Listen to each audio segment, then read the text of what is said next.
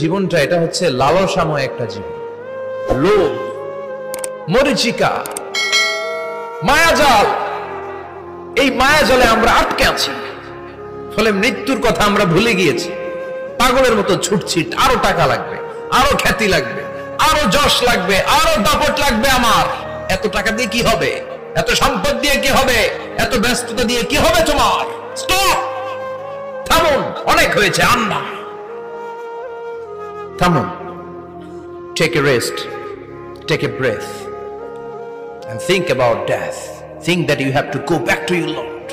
একটু বসেন না, একটু ভাবেন যে আমাকে চলে যেতে হবে, চলে যেতে হবে। এই কোলাহল, এই ব্যস্ততা, এগুলো থাকবে, থাকবো না আমি। সাইয়েদনা ওমর ফারুক বলেছেন, মুতু ক্বাবলা আন তামুতু, মরার আগে একবার মরো। হাসিবু ক্বাবলা আন তুহাসাবু আলাইকুম, তোমার হিসাব নেওয়ার আগে তুমি একবার নিজের হিসাবটা করো না।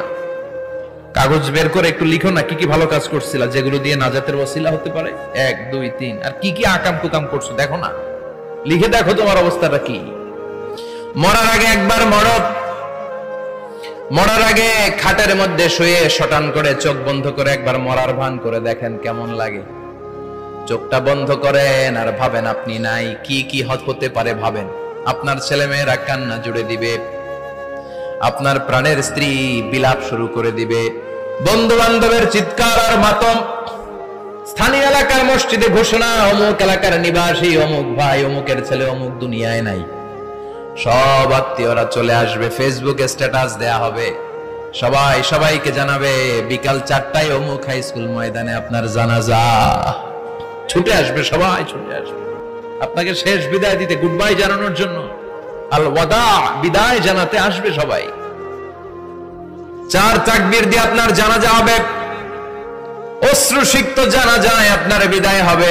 কাঠের খাটিয়ার মধ্যে করে কাঁধে তুলে আপনার কবরে নেওয়া হবে। আগে থেকে খুঁড়ে রাখা কবরটার মধ্যে আপনারে বিছিয়ে দেয়া হবে। বাঁশের কচি দিয়ে তার উপরে মাটির চাপা দিয়ে সব চলে যাবে। ভাবেন না একবার চোখ বন্ধ করে, this is the circle of life, this is the nature of life. এটা সবার হবে, আমার হবে, আপনার হবে।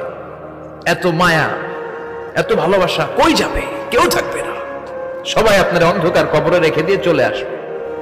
উপরে বাঁশের কঞ্চি, তার উপরে মাটির চাপা, অন্ধকার আর অন্ধকার। এই অন্ধকার যেন শেষ হতে চায় না, শুধুই অন্ধকার, ঠিক কিনা? এজন্য আমাদের চলে যেতে হবে।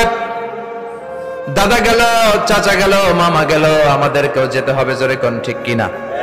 একদিন মাটির ভেতরে হবে ঘরে মন আমার, কেন বন্ধ দালান ঘর, প্রাণ পাখি উড়ে যাবে পিঞ্জর ছেড়ে।